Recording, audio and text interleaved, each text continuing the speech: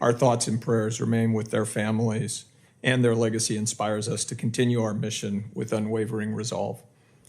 This is my first time addressing this committee as commander of U.S. Strategic Command, and I want to express my sincere gratitude for this committee's steadfast support. Your commitment to providing the resources necessary for us to execute our mission during this bi-generational period of modernization and recapitalization is deeply appreciated. I also extend my heartfelt thanks to the American people.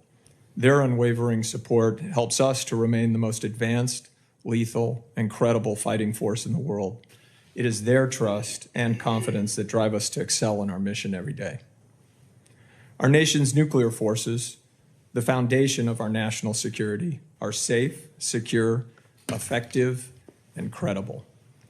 My confidence in this assessment is not based solely on our combat capability, but rather on the extraordinary professionals at U.S. Strategic Command.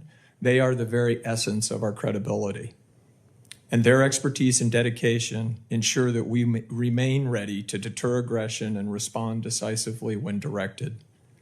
As I testify before you today, STRATCOM and its components stand ready, not seeking out confrontation, but deterring strategic attack and underpinning all Department of War operational plans. The strategic capabilities provided by each leg of the triad, coupled with assured nuclear command, control, and communications, or NC3 systems, underpin everything the department does in defense of our nation and American interests abroad. Our fundamental challenge, one that we successfully face each and every day, is to deter great power conflict and manage the complexities of deterring multiple nuclear competitors simultaneously, all while adapting to rapid technological change and advancements.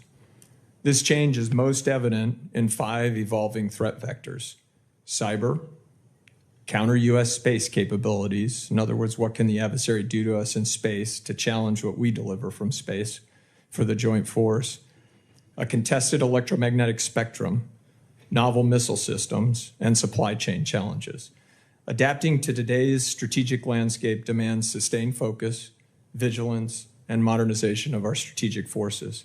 As we bring the B-21 bomber, the Columbia-class submarine, and the Sentinel intercontinental ballistic missile system online, we will ensure the credibility of our deterrent for decades to come. Thank you once again for your support and trust in the soldiers, sailors, airmen, guardians, and civilian Marines and civilian professionals who comprise U.S. Strategic Command, and for dedicating your time and effort to our mission and portfolio. I look forward to your questions. Thank you, Admiral Carell. It's going to take quite a bit of resources, quite a plus-up of resources to make good on the last statement you made about putting us where we need to be for decades to come. Can you comment about that? Senator, I pay very close attention to the ability to sustain all 3 legs of the triad and bridge to the next generation of capability. This committee and the legislature have been very supportive in providing funding to bring those new capabilities online and sustain the existing capabilities. That will be, as you said, Senator, that will be for the next 15 years, that transition, and we'll need to continue to pay very close attention to that. In terms of the resources. And when we pay close attention, that's going to require a great deal more resources, is it not? The resources are going to be approximately 5% of the defense budget to sustain existing capability and bridge to the new capability. And I would offer that that's an existential insurance policy for our country and a good value proposition for our nation. And again, I appreciate the committee's support. Yeah, absolutely, a required insurance policy. You know, it certainly is obvious that both of you are in this together. And we had some testimony about a nuclear-armed space. How close is anyone to getting to that? And I'll stay with you, Admiral Correll, and then move over to General Whiting. Russia has indicated and has been publicly acknowledged that they're working on a nuclear capability that could be placed in space. What's your estimate of how soon that might be? With respect, I'd prefer to answer that in a closed testimony session. Okay. It would amount to a major game changer, would it not? Very, very significant, and we have to account for it in terms of the architecture that we have and what we can do about it. And the department's very focused on that. We do have some options. General Whiting, we will be in a closed session down in the SCIF, but what can you tell the American public in answer to my question? I associate myself with Admiral Correll's comments, Chairman. The reports are that Russia has developed a nuclear anti-satellite weapon that they could potentially place on orbit.